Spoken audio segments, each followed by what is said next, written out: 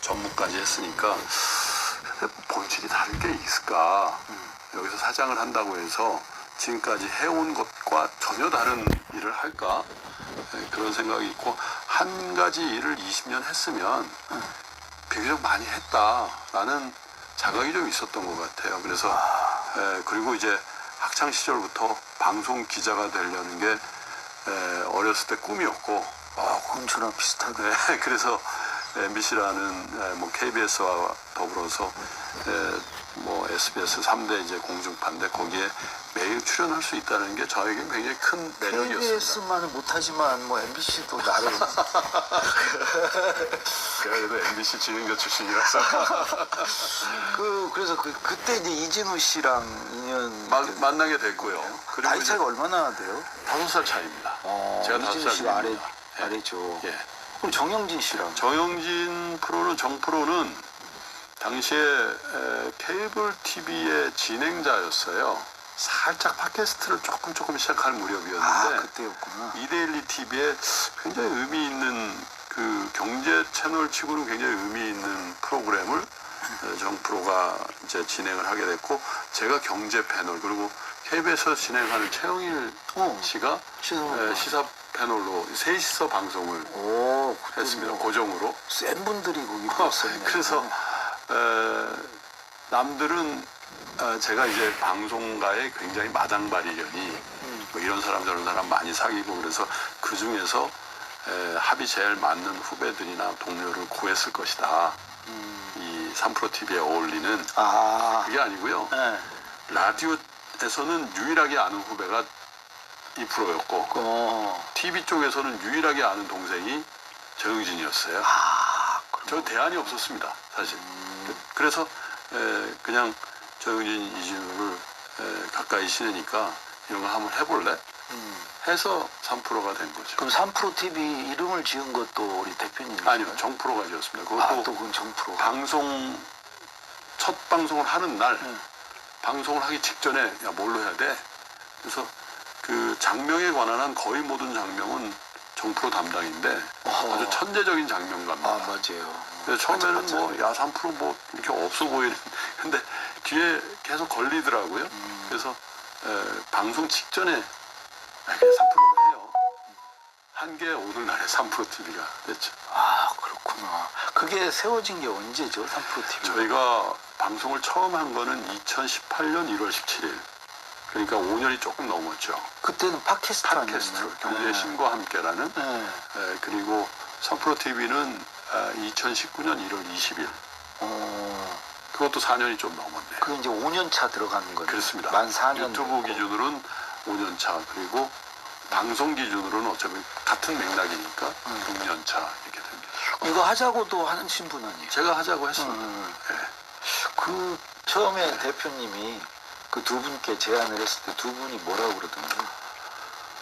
조금 온도 차이가 좀 있었던 것 같아요. 정프로는 당시에 팟캐스트를 굉장히 열심히 하고, 또 팟캐스트계에 비유가 적절한지 모르겠는데 팟캐스트의 백종원이라고 제왕이죠. 지금 뭐 그런 별명이 있을 정도로 팟캐스트의 전문성이 있었는데, 정프로의 성향 자체가 뭔가 제안할 때 거절 잘 못합니다.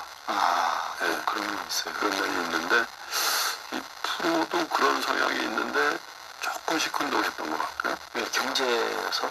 뭐 성경제도 하는데 또 뭐 경제 프로그램을 할 별로 동의도 없고. 그러네요. 근데 3명 아니면 안 하려고 마음을 굳게 먹고 있었고. 우리 대표님은? 예.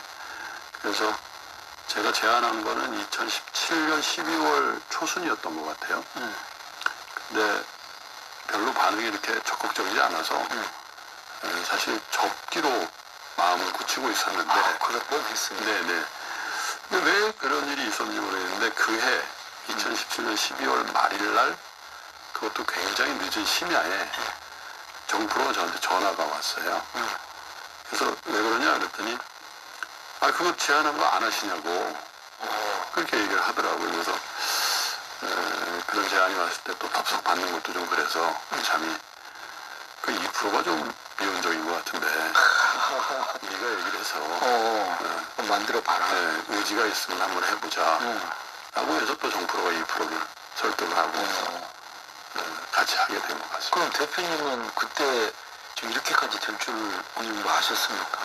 사실은 팟캐스트를 시작하면서는 대한민국 최고의 경제 라디오를 한번 해보자. 그럴 자신도 있다. 우리 세 명이 뭉치고 또 여러 가지 아이디어도 있었기 때문에 그 부분에 대해서는 어느 정도까지는 해볼 수 있다라고 생각했던 것 같고요.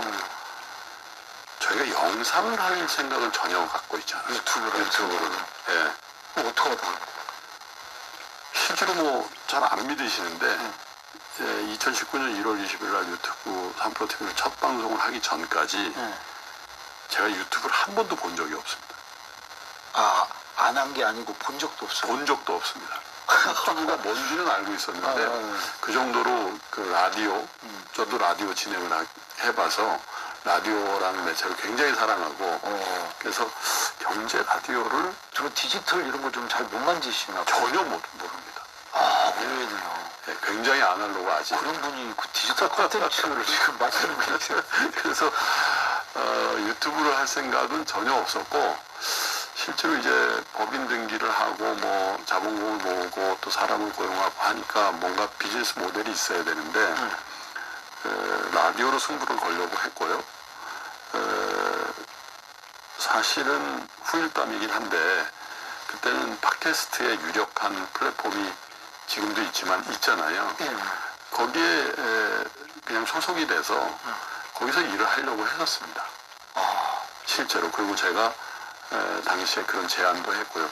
아주 필요한 경비 정도만 지원해 주시면 그냥 그 생태계에서 일을 하려고 했는데 그 제안이 거절당했어요. 전화위복이 들려니까 또. 네.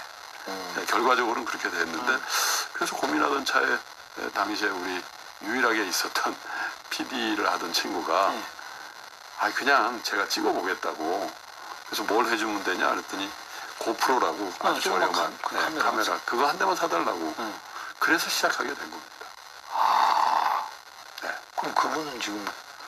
그분은 독립을 해서 지금 사업체를 운영하고 있고요. 그분이 1등 공신인데. 1등 공신이죠. 지분은 없어요, 여기? 지금 저희만큼 규모가 있는 건 아닌데 굉장히 좋은 비즈니스를 셋업해서 또 성공적으로 운영하고. 거기가 무슨 산실이네. 네. 지금 구독자가 얼마나 됐어요? 220몇만 명. 이야, 예. 수입이 엄청난데. 아니, 근데 왜 이렇게 사람들이 3%에 열광하는 거죠? 그 열광하고 있는지는 잘 모르겠습니다. 200만이 증명하잖아요. 예. 수치만큼 정확한 게 어디 있어요? 글쎄요, 이 팟캐스트를 1년 하면서 조금 다른 형태의 경제 콘텐츠에 대한 그런 기대가 좀 생긴 것 좀 같아요. 보여주셨어요? 예를 들자면 과거에는 어땠는데 어떻게 바꾸셨어요? 저희는 조금 다르게 했죠. 라디오 진행을 하고 계십니다만 저도 라디오 진행을 한 2년 가까이 했는데 그것도 M본부에서. 조금 갈증이 있었던 게 이런 경우가 많습니다. 그러니까 주로 이제 시사 프로그램의 경우에는 짧은 인터뷰를 많이 하죠. 그것도 전화로. 그래서 대체로 아침이든 저녁이든 라디오 시사 프로그램 진행자의 마지막 인터뷰 멘트는 대부분 이겁니다. 오늘은 여기까지만 하겠습니다. 맞아요. 죄송합니다. 시간이 돼서. 근데 그럴 때마다 제가 진행자로서 그런 얘기를 한다는 건 미완성의 인터뷰를 계속 하고 있다는 얘기인데 좀 미안한 마음이 있더군요. 청취자들에게. 그렇죠. 끝까지 뭔가 얘기를 아주 뿌리를 뽑아야 돼요. 그러니까 뭔가 사골 이 탕처럼 이렇게 끈적끈적한 우려내야 돼요. 그런 우려내는 저 담당 PD가 아주 좋아하는 표현인데 저보고 매일 우려내라고 그러는데 출연자 절대 시간이 확보돼요. 우려내라고. 그러니까 기승전 결까지 가야 되는데 하다가 끝내야. 그러니까 그런 아쉬움이 있어서 스스로 방송을 한번 해보겠다고 결심한 가장 큰 이유가 시간의 제약 없이 인터뷰를 한번 해보고 싶다라는 굉장히 강한 욕구가 있었고요. 특이하신 분이시네. 그렇기도 하고 포맷으로 보면 지금은 이제 강 선생님하고 저하고 이제 둘이서 얘기를 합니다만은 이런 경우가 아니면 대체로 진행자 한 분의 패널이 여러분인 경우가 그렇죠. 대체로 많죠. 근데 그걸 거꾸로 한번 해보고 싶었던 거예요. 아, 그리고 세 명이 진행을 하고 예. 패널 하나 놓고. 그렇죠. 그것도 이제 경제 콘텐츠다 보니까 각 수준별로 저는 이제 경제 전문가로서 또 이 프로는 저널리스트로서 정 프로는 일반인의 시각에서 다각도로 물어보는 그런 프로 표현이 맞다면 입체적인 질문을 한번 해보면 어떤 반응이 나올까 한번 실험해보고 싶었습니다. 아, 그러네. 세 분 역할 분담이 또 있네, 거기서. 네. 그런데 팟캐스트를 첫 방송을 저희가 비트코인을 주제로 했던 것 같고 두 번째가 아마 부동산 주제였던 것 같은데 그때 당시 굉장히 핫한 주제를 선정한 면도 있겠습니다만 첫 번째, 두 번째 방송 업로드 때부터 반응이 왔습니다. 예. 그래서 이런 시도가 한 분을 모셔서 한 1시간 반, 2시간씩 여쭤보는 거 그리고 3명에서 이런저런 질문을 다 해보는 시도가 잘 먹힐 수도 있겠구나 그런 가능성 정도를 확인했고 팟캐스트 쪽에서는 한 2달 정도 지나니까 그 플랫폼에서는 경제, 금융, 투자 쪽에서는 1등을 하게 됐고요. 그리고 당시에도 그렇고 지금도 그렇습니다. 팟캐스트 환경은 대체로 정치, 시사 맞아요. 그쪽이. 이쪽이 강하죠. 네. 그래서 담당 PD도 전체 순위로 한 20위권 하시면 최고일 겁니다. 이렇게 얘기를 했는데 그럴 것 같지는 않았습니다. 한 10위 안에는 들어갈 수 있다고 봤는데 그 해인가요? 그 다음에 전체 1등도 몇 번 하고 있더라고요. 비교적 없는 포맷의 경제 콘텐츠를 접하는 그 청취자들의 반응이 꽤 우호적이었던 기억이 납니다.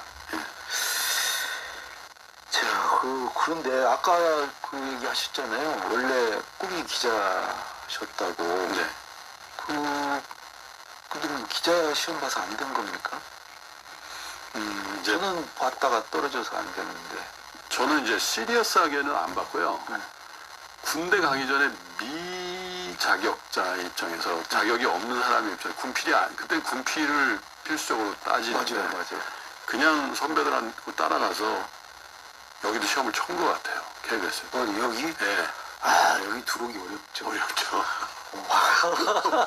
그래서 여기하고 신문사학문대 봐서 네. 당연히 떨어지죠. 뭐 준비도 많이 안 되고. 아니 근데 대표님하고 저하고 네. 저도 이제 증권사가 첫 직장이었고 네. 제가 보니까 선배더라고요.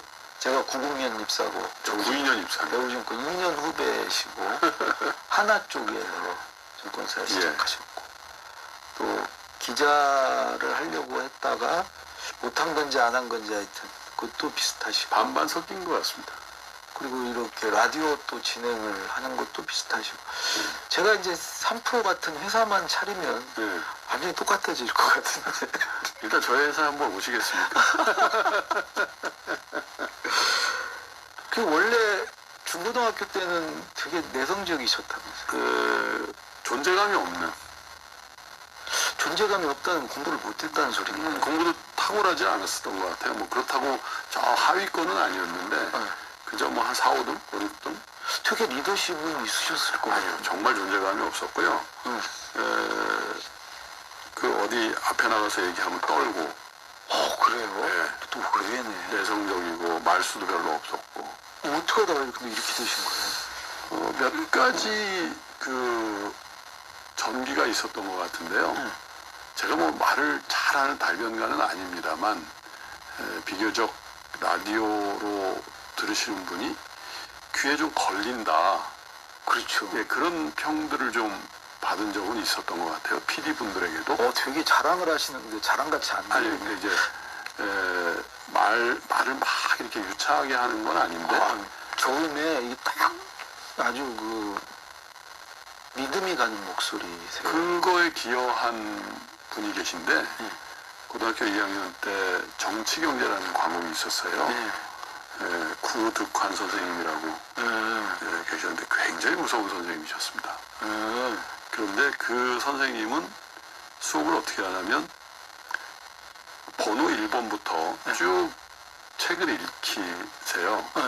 그러면 이제 그 단락이 끝나면 스톱하고 이제 당신이 이렇게 설명을 하고 그 다음 읽어 그러면 2번 읽고 3번 읽고 이렇게 하는 수업을 하시다가 제가 그때 40번이었었는데 제 차례가 와서 저도 읽었죠.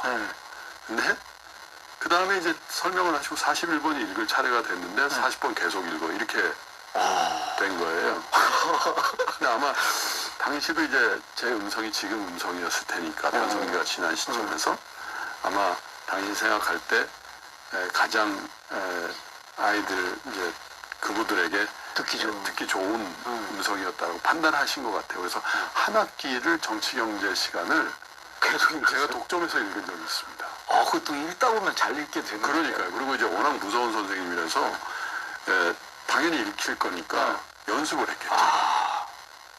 그러니까 제가 학부를 정치외교학과를 갔는데 그게 아주 결정적이었던 거예요. 그분 정치 경제 가르쳐서 간 건 아니시죠?